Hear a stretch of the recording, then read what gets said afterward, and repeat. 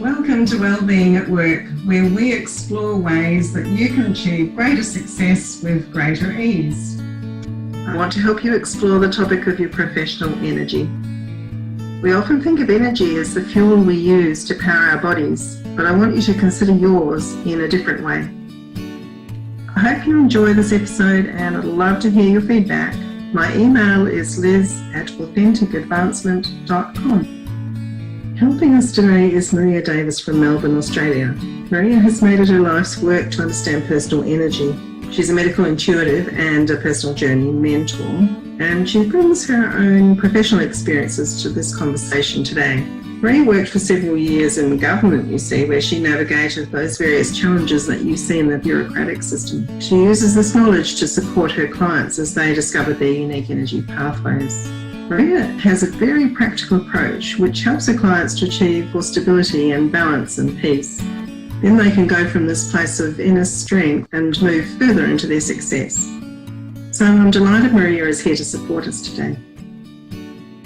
So without further ado, I'd like to introduce you to Maria. Hi Maria. Hello Liz. It's great to have you here. Thanks so much for coming on.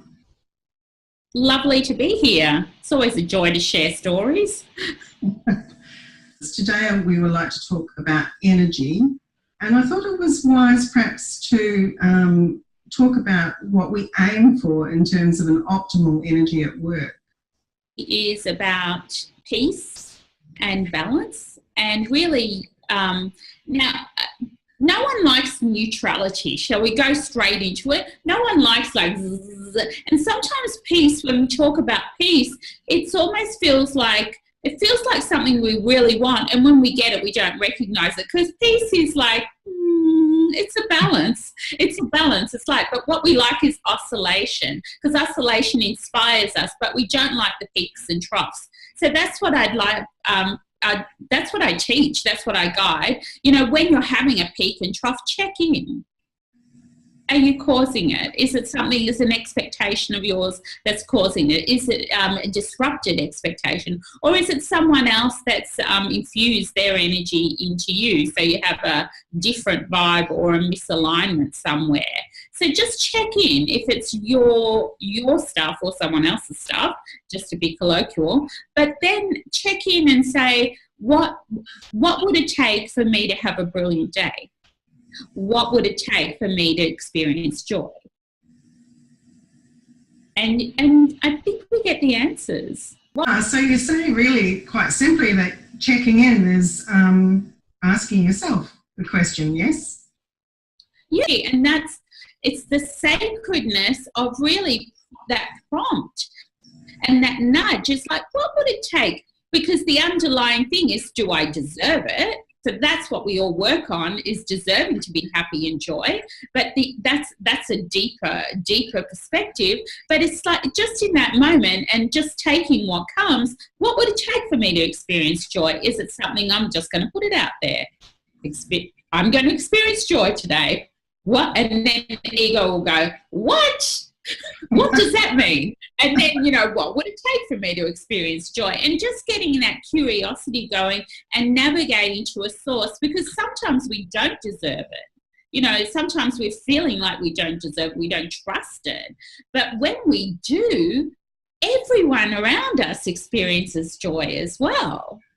It's like, it's that vibrational law. It's that law of attraction, if you like. And I'm not a big proponent of just the law of attraction, because I love it. But without the other laws, it doesn't work. So it's like, but how do we step out and step up and be consistent in showing up? And sure, I'm going to have down days, and just notice, you know, what's caused it. I'm going to have up days, like, okay, why am I so happy? Okay. And it's swings, you know, but as long as it's not peaks and troughs, because that's when we get exhausted. Oh, that's so true. I mean, I'm very much relating here, because peaks and troughs is something that I have experienced, and I've also come to the comfortable oscillating phase that you're talking about, which really is so much more effective, I find. I achieve so much more, and in a way which I feel is I suppose I want to say authentic, but I'm not sure about that word in this context, but in a way which I find is very much in alignment with what I want to do. So you're right. I was thinking about possible causes of peaks and troughs, which is where the discomfort lies. And from a personal perspective, one really, really key cause was a misalignment of values. In my example that I can give you very easily is where I found that management operated in a way which I found was with massive bias towards certain people. And it actually cut to my core. It was one of those core values I held, which I couldn't watch. And I actually left that role for that reason. That's the type of extreme trough, I would say, that you were referring to. So if we can do away with those things, which I managed to do, then, I think achievement comes. Your attention is then on achieving the role rather than on being uncomfortable with what's going on around you, I think. Yeah, and like that's such a great point. And what did you said misaligned. You said something, and it was like, I want to say authentic. That's what you said, and you go authentic. And I do agree it's overused at the moment, but I do. That integrity is one of my number one values: connection, integrity, family. So I know that for me, and everyone, we're all the same but different. Everyone, we treat people the same, and that's my values. But having authenticity is about having, for me, and I love the essence of that word, it's about truth. Yeah, your truth, Liz, might be different to my truth, but it's respecting and everyone being allowed or having permission, because the societal narrative is all about shoulds and coulds, and corporate narratives are about that too. But what about if we all had the ability to have our truth? Wow, that sounds fantastic. If we all could, in a large organisation with key performance indicators and targets and personalities and so on, I guess that's the challenge, or one of the challenges, isn't it? Managing all of those relationships and the tensions and so is it realistic for everybody to be living their truth in a large organisation? I did not experience that either, but going back to what a good leader is, I have experienced exceptional leadership in my working life as someone who worked in the government and worked in corporate, and leadership. I've been researching leadership as well, and leadership, when one trusts themselves completely, without doubt, without question, and can hold the space for others to do the same, and give them permission to speak their truths, and work through the deviations in values and territory and cultural narratives. Now, that's a big ask, but when that happens, is it simple? Yeah, it's about seeing the human and then seeing how the human can perform according to the expectations. And that's the formula is every human is different, but we're all the same. We all need to be seen, we all need to be loved, we all need to be acknowledged. And for a leader to hold that space, that's the quintessential element, essential part of success.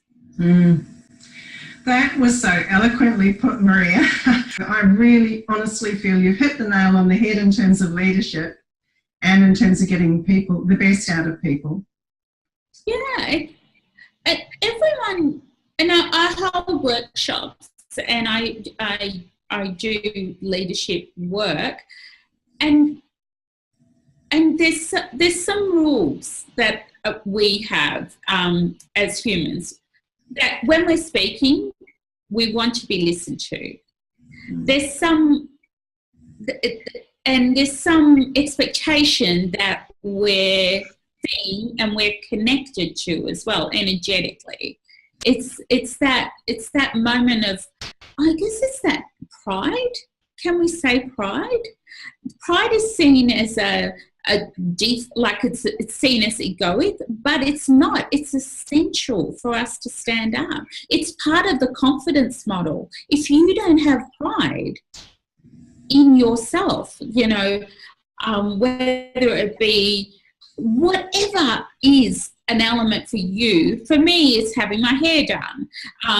That's important to me.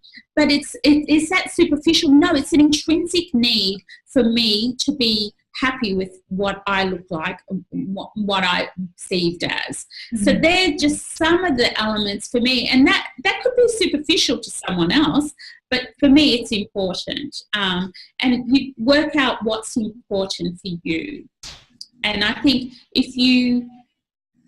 I really love, if we meet our own expectations, then everything else just falls into place. It's when we deny our expectations or deny our value system to fit in, that's when things go askew and our energy gets sort of like, it's almost like a permeation. It's almost like a diffusion of energy. You give it all away, like we talk about the power energy in the body, but when we're giving it away, when we're here, take it because I just want to fit in, but we want to know about you too.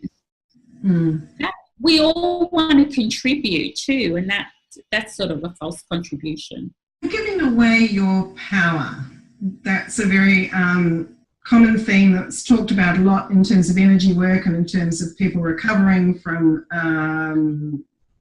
challenges or from, the depths. Or can you perhaps give an example of giving energy away and how that could be remedied? Well, one is noticing. A simple one is noticing. I'm just trying to think of an example because there's so many examples. And I think that it's a pattern. So one is noticing that you're not feeling quite okay with that one, or you might start to judge. It's like, or, or you might start to talk about people, or you might start to, it's sort of like lack of integrity within yourself. No one likes to talk about, sometimes we need to debrief. What, that sort of thing. But other times, but you want to notice when that's happening, because there's something that's not quite aligned with where you are, and the more you give that energy, the more you diffuse your own energy. It's okay to debrief, but I don't know about you, Liz, but I've been in rumination. My clients do rumination. They come up with the same thing over and over again, and it's not like a wheel. And that to me is an energy going nowhere. It's an energy it's a toxic energy that's contained within, but also it's that diffusion of power. You're losing your power every time you speak about that. But to debrief and get to the core of that, why it feels icky or why it feels powerless, because we've all felt powerless, we've all felt victim, but the idea is to notice, be mindful about it. And when you're mindful about it, you go, okay.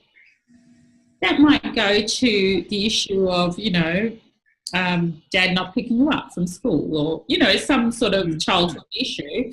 But we're not psychologists. I'm not a psychologist. So it's like, okay, so what do we do about it? Well, one is, I say, awareness is the key.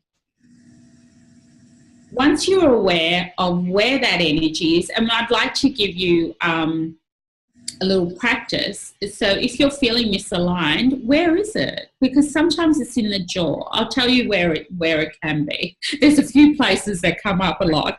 So back of the neck, you've got a sore neck, sore shoulder, you've got a frog in your throat, and between the shoulder blades is another one.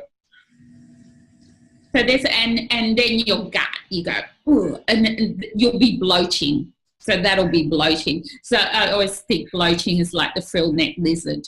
It's like, I need to protect myself. Yeah, and they're just a few things. You know, if you're getting headaches repeatedly, or you know, there's so many physical symptoms that come from that feeling that powerless. You know, we all need to, I really think it's a fundamental need for our spiritual and evolution, if I can say that.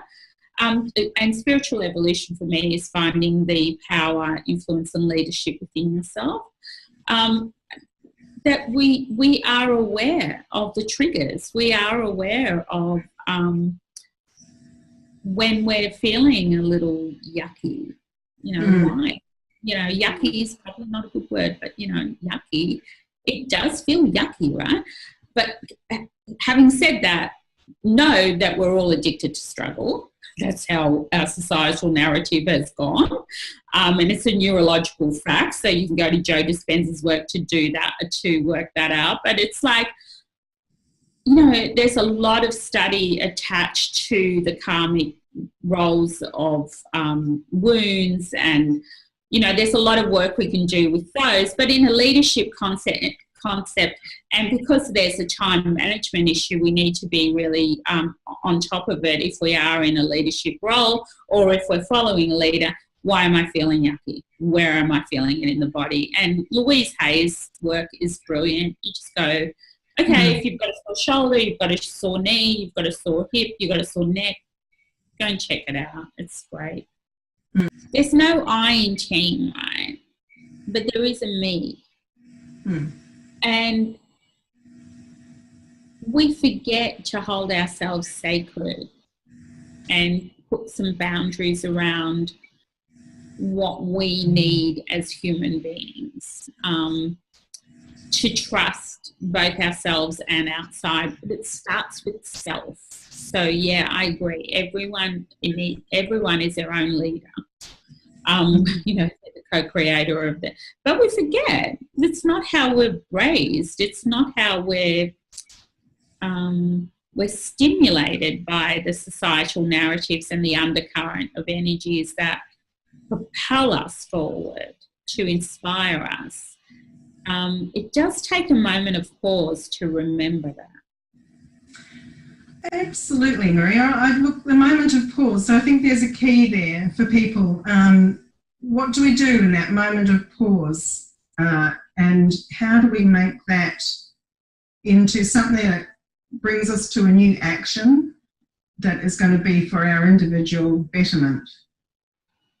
Well, self-regulation, like if we want to talk about the vagus nerve and the central nervous system, self-regulation. So the physical body is the biggest barometer of the soul, which contributes to our values and spirit. So if we look at this, self-regulating our response to stress, it's through the vagus nerve. So 3 big breaths regularly during the day will bring you back to alignment. And it's like, who breathes? Who really breathes these days? You know, I was a Pilates instructor, so a lot of breath work is missing in society. We do not breathe, and let me take a big breath now. And as soon as you say breathe, people remember.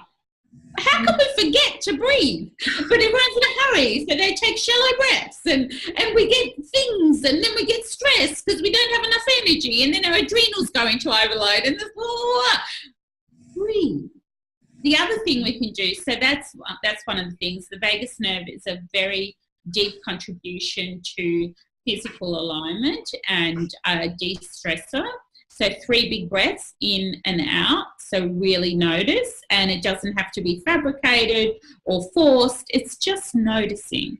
The other thing is really notice where your feet are on the ground. And I find that footwork is essential to really work out what the soul, so the body being the barometer of the soul. A lot of people that are stressed will have claws like that. You know, like their feet will be, they'll have issues with their feet, and most adults have issues with their feet. So, you know, check in. Is my heel on the ground?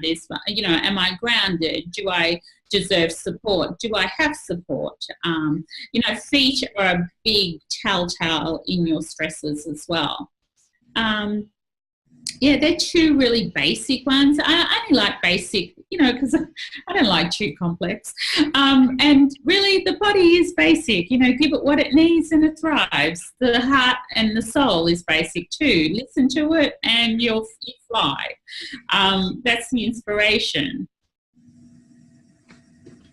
Freedom to choose is another value. It's a collective value that we have. So when choice is taken away, and this is, it's self-inflicted because it's choice by overwhelm, because I have to do that and I have to do that and I have to do that, oh, and I have to ask and someone else tells me that. We used to ask people, but now we just can Google. Like Google is a verb. Hello, you know, now we can Google, and it's like, yeah, that's causing a lot of overwhelm, and I think it's causing a lot of disruption in the energy field as well. And it's navigating to, you know, it's gone full circle, navigating to the truth. How would you recommend that when your client acts when in overwhelm? The overwhelm button is stop. You know, the overwhelm button is when you're feeling that you can't breathe, that your anxiety level is up, you can't make decisions, everyone is judging you or you are judging everyone else. Then pause. Go back to your basics. Breathe. Stop researching. And you could have a mudra. That could be your mudra. The mudra is a instant somatic reflection of where you are and a moment to pause. So I like little things that remind me to pause, especially if you're in overwhelm. If I'm working with clients, if I'm working with groups, I will say have something like, you might have a rock, like a rock. Could be, okay, oh my goodness, I'm going to go up and hold that rock because it holds an activation. Or if you're in overwhelm and the wheels are turning and you can't sleep because that's, you know, the stresses are on, then you take a step back and you're in self-care. Self-care should be a priority. We know it's not because it's time management, but what are the non-negotiables? And especially because that's the sort of thing that leads to autoimmune disease and it leads to lots of other illnesses as well. So it's a moment, it's catching yourself, it's that awareness. It's like, am I breathing? Am I, you know, when I'm not sleeping, what's causing me not to sleep? What are some of the things that I can do? Can I use essential oils? I like to crossbreed. So I use essential oils and I use whatever Mother Earth bounty has given me, that's what I use. But whatever resonates with you, that's but breath work is amazing. 3 breaths. So easy, Maria. It's with us all the time. It's, you know, anytime we need it, we can use it. And I guess you can do it without people really noticing too. So in a public place or at work, you can take 3 breaths just consciously. And if I want to give you this one, if you're overwhelmed and you're in a meeting and you can't go into breath because you're too stressed, you know, sometimes we go, I just can't do it without falling, you know, or maybe that's just me. Bring your thumb and your middle finger together, and that accesses your heart space. It's a heart meridian, and just bring that together. And that centers you immediately. That is another good one, and I have used that one years ago. It worked beautifully. So I'm glad you brought that one up. Thank you. Yeah, and the other one is just hand on high heart. You know, it's that come back, you know, and sometimes that's not appropriate, but this one's always appropriate. Yes, that's right. That's right. Great. Good one for a meeting. Thank you. Absolutely. I'm all into good ones for meetings. We all have to ground. We all feel self-conscious. We all lack confidence at times.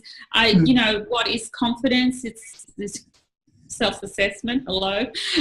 But you know, what is confidence? And it's those moments, and you know, check in with your feet, take a breath. They take 10 seconds and you're back. And I can recall actually thinking back to my most challenging role, actually the one that I left. What I used to do to manage at the end of the day was go home and take a shower. And there's a Mother Nature offering, isn't it, water? Sounds a bit corny, I suppose, but I was reset. I could then get on with my family evening. It was wonderful, and start again the next day without a problem. I'm sure there's some study that has been done on the reset of water. You know, it's I do a waterfall meditation with my groups, and we stand. It's that vision, and they've done science on visualization that it works. You know, they've got a whole science of what is it, neurotheology on the neurology of meditation and how it affects that's pause, how it affects your whole body, spirit and soul. So it's the shower is a great reset. And how nice does it feel? It's like good. Exactly. Let's all do things that feel good. So there are some really, really helpful tips of things that you can do, the breathing, the noticing your feet. There are probably some other very, very simple things that you can do for yourself, which everyone apply to everyone actually. And the first one I think is to always assume the best in people.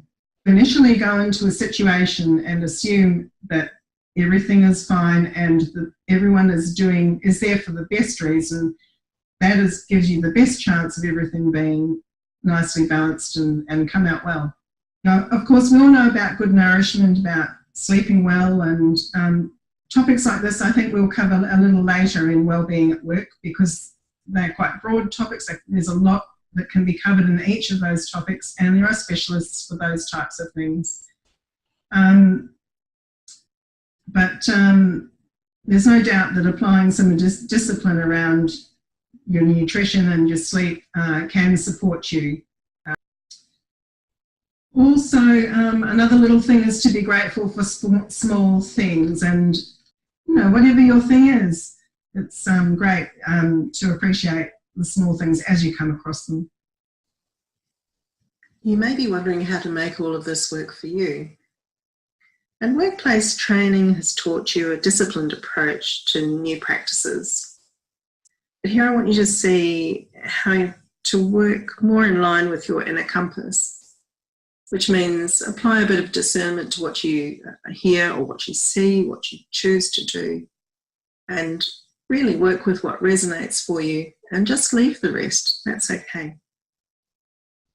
So the 3 big breaths that Maria has shared with us as a technique for settling ourselves, I think we could potentially do that not only in extreme situations or situations of overwhelm, but maybe regularly, like the beginning of a day or something. Or what do you think, Maria? I think your discipline is disciple to yourself, right? It's like, if it works, I would say try it out. Give it a go. 3 days minimum, 10 days, 40 days, whatever works for you. But within 3 days, you should notice a de-stressing element to it. And then you do it, in the morning and the night. And then I would do it, you know, sometimes I think whenever you have a coffee, take 3 breaths. You know, something that triggers you to remember. Whenever you drink water, like water for me was at red lights. You know, I would take a sip of water because I didn't drink enough water. So just things that are really practical. So definitely morning and night, it's easy to do then. And then maybe when you first sit at your desk, take 3 breaths. When you go into a meeting, take 3 breaths. When you have a coffee, take 3 breaths. It's not hard. It's something we should do anyway. And just decide. And you go tick, tick, tick. And a big incentive for me is when I tick. So, you know, it might be a cross for you, but, you know, if you make a plan and you stick to it. But I do like to see the results of my work. And if it's working, then it becomes a habit and you are inspired to continue it. Okay, so now we say we've done some implementation and we're at the celebration stage. This can be a bit tricky, a bit challenging because we're not very well used to praising ourselves. We'll praise other people, not so much ourselves. Take it from me, you will really shift up your life and your professional successes if you gift to yourself some reward and acknowledgement for what you do, for what you achieve, whether it's seen as a successful outcome or a learning outcome, whether it's a large effort or a small effort. The more you practice this, the more you will shift up your positive experience. But I think the celebration of what we've done is important. How do you feel about celebration? Yeah, absolutely. And that's, you know, the big ticks for me is a celebration to see that I've accomplished something that I've set out to do, that I've committed to do, that I've been disciplined to do. That's a celebration to me too. And discipline to me is not, like discipline used to be a punishment, but discipline is disciple to myself. You know, that's been reframed for me. And I know if it's a benefit for me, change is not something we like. There is resistance that comes up. We love newness, but we don't like change, and transformation requires change. So I love to keep the newness in it. I love to keep the disciple to self, so sacred self, and then I love to review and celebrate. So it's like, look at me, I did it for 10 days, yay, go me. Now, then you forget, you go, oh, I haven't done that for ages. But you've done something else, you know, like be curious. There's so many practices out there that you can do. Be curious. I'm just giving you simple, practical and doable. But definitely you can do yoga, you can do Pilates, you can do walking, you can sit in bed, you can have more sleep, you can play with your dog, you can play with your children, you can go out to the park, go and play. You know, play. It's be curious. That's my constant.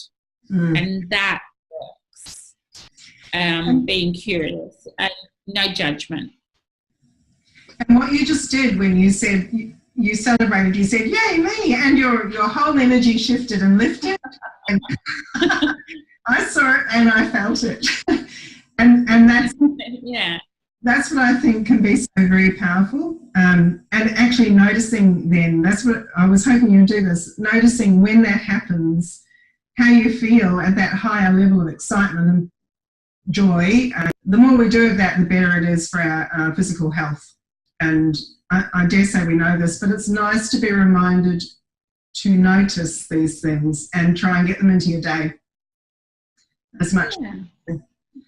So, you know, when you're feeling a little off, you're not doing that. When you're feeling like, I haven't played. Oh, I haven't, you know, gone to the movies. You know, whatever floats your boat, whatever you like to do. I'd just like to recap very slightly on some of the things that you have offered us, which I think really are supportive to women in particular. One was your comment that the best thing you can do for yourself is navigate your life and yourself to a place of trust, because this is talking about you and it's about supporting you, because you are central to your own life. Other people will try to help you, but they must be central to their own lives, and each individual can only really be the core support for themselves. So that's the first thing. Navigating to your own place of trust is a really essential piece of advice, I think, that you've given us.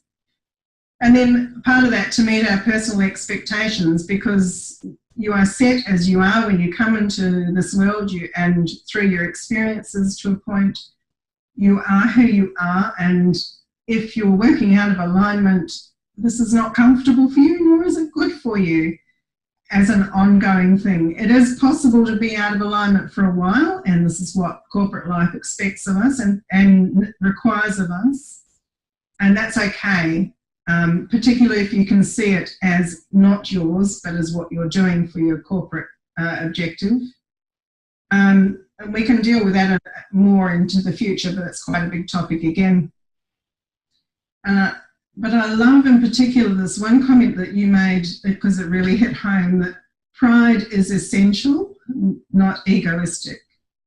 And particularly as women, are we not taught that we shouldn't be prideful or proud? So I think, thank you, Maria, for giving us permission to be proud, to deploy our pride. It is essential. I agree with you. And as for actions today, Maria suggests to you that you take notice, feel what's happening in your body, understand it for you. Specifically, take three big breaths. Deep breaths are so nurturing. And to notice your foot position and where your stresses lie. So I think that those things are three really good, helpful tips, not to mention the middle finger to the thumb. Are you working on anything in particular going forward that you're about to release, or where are you at with that? I have a program called Journey to Self, and that is my program that cultivates power, influence and leadership within women. It's based on energy and energy practices, and it's based on getting to know yourself more at a deeper knowledge, because I think that depth of knowing, and that's where the wisdom comes in, and the confidence and the trust within. All of my work is based on trust. So how do you trust yourself more to walk the path? Fantastic. And I guess that assessment tool can help us to understand where we're at in that journey. Is that so? Absolutely. So the assessment tool is based on you being the focus. It's a very simple tool. It's look at it and what jumps out at you. And I've created a sacred circle, and there's an internal, intrinsic knowledge, and external. So what's affecting us from the inside out, and then what's affecting us from the outside in. And depending on what jumps out at you, that's the area that you need to work in. And it's a developmental tool for intuition and wisdom, and just that self-assessment that you can do daily. It's a PDF, and it's a download. Oh, fantastic. So I shall, I'll attach it to this video if that's okay. I honestly really do appreciate your approach. Thanks, Maria. It's so easy and accessible. Thank you. Very welcome.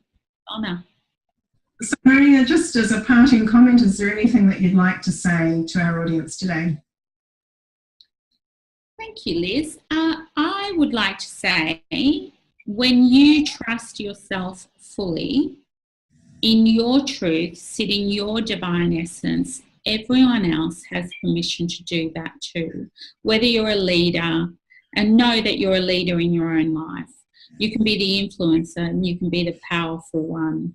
But that's that trust, and it's a deep resonance to self and being sacred and sovereign, because when you do it, everyone else does it too. Well, thank you so much for that, Maria. I really do love your work and your approach. So, people, if you would like to follow more of Maria's work, just keep an eye on the link that will be coming up a little later. And I look forward to seeing you on the next Wellbeing at Work. This is Liz Hargreaves. Until next time, stay well.